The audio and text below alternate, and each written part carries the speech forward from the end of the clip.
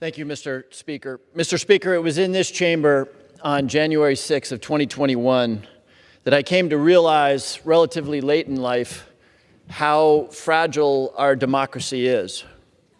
And I realized that the words of the Constitution to which we all pledge an oath are important, but so are the concepts underlying those words.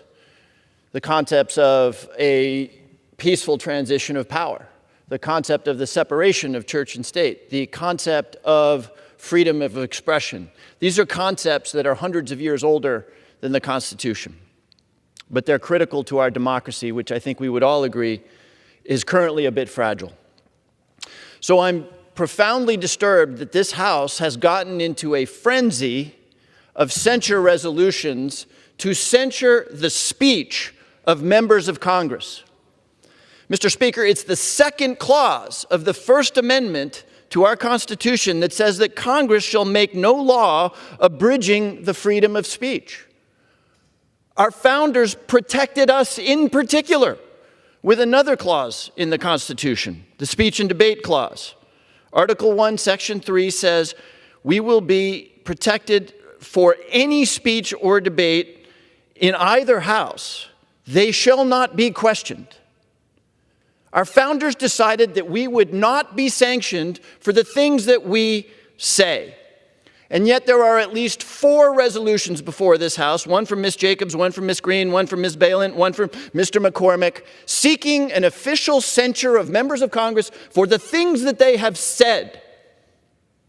Mr. Speaker, this is what I mean by the erosion of the foundational principles on which our democracy exists. I don't much like any of the speech that the members who are accused of foul speech have engaged in. But the test of our commitment to freedom of expression is not how hard we fight in a moment for the rights of those that we agree with. The test is whether we're willing to stand up for freedom of expression for somebody with whom we don't agree. To my Republican friends, I would say you have quite rightly, in many instances, objected to the cancel culture, which is too rampant in our universities and elsewhere. Why now? Why in this institution? To my Democratic friends, I would remind them that every progressive, going back to Galileo, right up through Cesar Chavez to Martin Luther King, has been told and tortured and sanctioned for their expression.